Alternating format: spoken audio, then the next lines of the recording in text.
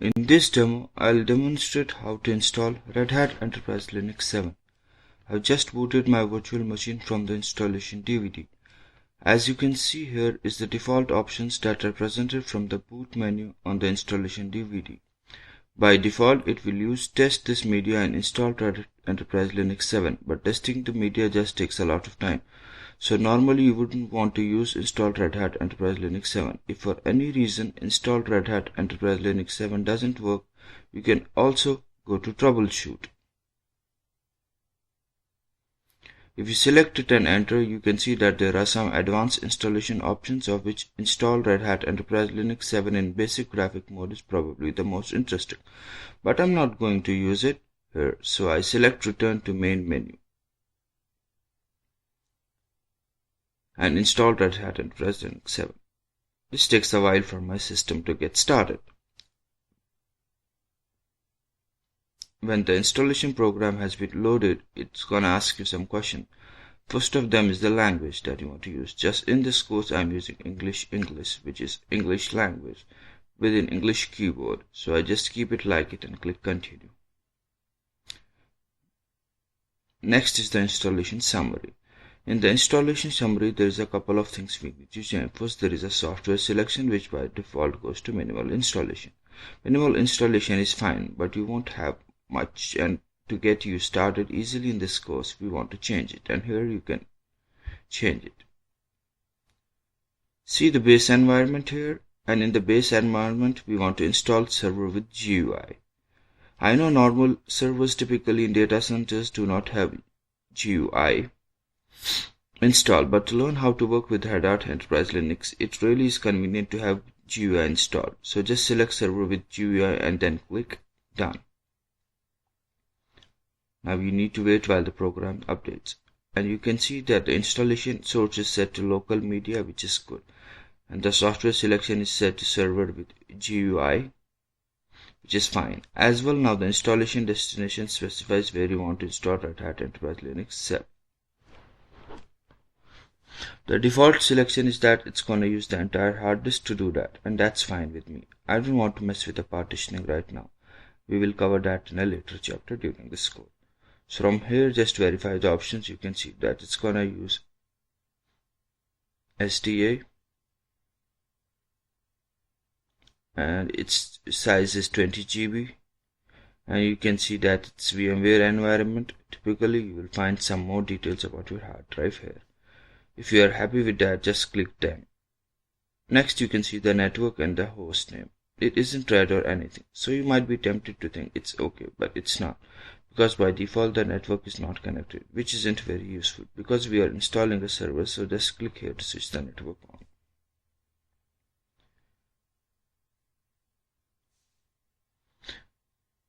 You can see my server has obtained the IP address and all the other information like default root and DNS. Of course, you can change that, but we are not going to do that in this point. I'll teach you later how to configure network. There is one thing I do need you to change. That's the host name. Typically, the host name is complete DNS name. That's only the name of the host itself, but also includes the DNS domain. As this is going to be a server that's not registered anywhere, I'm going to use railserver.example.com as default DNS name for the server. As I've configured everything, I can click begin installation to start the installation.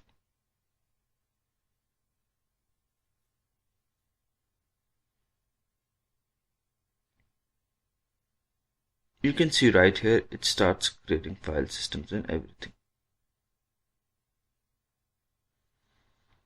I need to get myself working with a server, but still there are some things that need to be taken care of. First of them is the root password. You probably know that root is the system administrator. There are no limits whatsoever for root. So in a normal server, you should be careful and select password that is kind of difficult to guess. For this course, I would like you to work with simple password.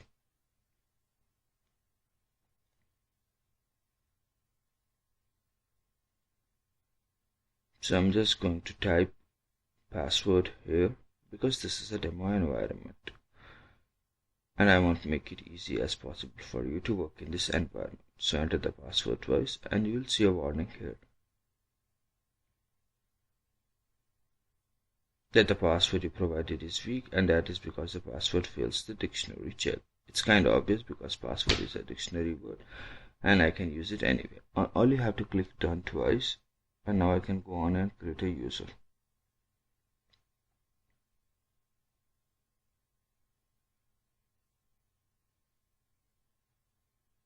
You might ask, is it necessary to create a user? Well, I think it is, because you don't want to be working as root all the time. Root has too many possibilities on the system, and it's just too easy to break things. So if you just need to check something simple on a server, it's convenient if you have a user account.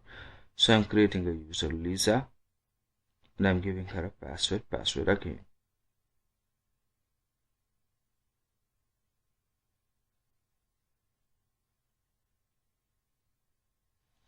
If this user needs admin privileges, and you can select it here, but I'm not going to do that. And I'll explain later why and which are the options that you can use to create admin user.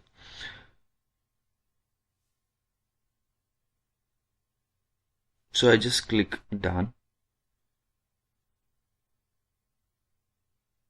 And again, you see that the system is still being installed. This will typically take 5 minutes or so if you are using latest hardware. If you are on the older hardware, well, it might take considerably longer. So let's wait for that before we continue.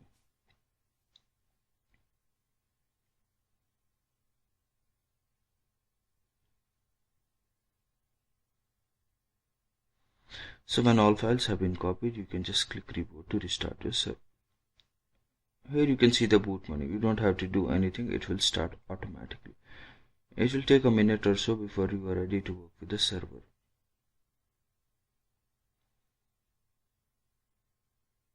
As you can see here, there is one remaining task, that's the license agreement. So click here to accept the license agreement. And here I accept the license agreement. Click done, and you can click finish configuration to finalize the configuration process. Here the first step is kdump. Kdump is a core dump terminal in case your server crashes. It takes image of the server memory and it can be analyzed later by a debugger. So the default in kdump is started automatically. And it takes 167 MB of RAM. You don't have to select it, you can just deselect it by clicking on enable kdump. Because this is Linux and Linux doesn't crash often in general, you can always turn it on later. Click forward.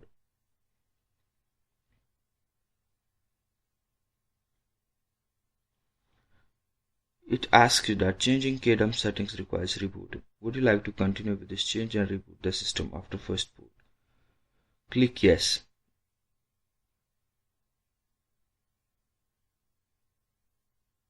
It's gonna reboot once more, but it will do that later.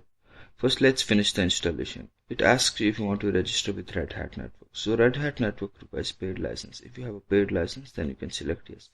I would like to register now. Otherwise, select no. I prefer to register at a later time. Click finish.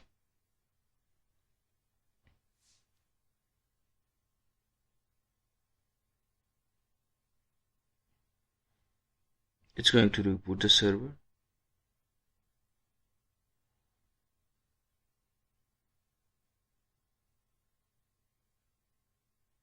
First thing you'll see is a screen with user Lisa as we created. I'll enter the password for Lisa.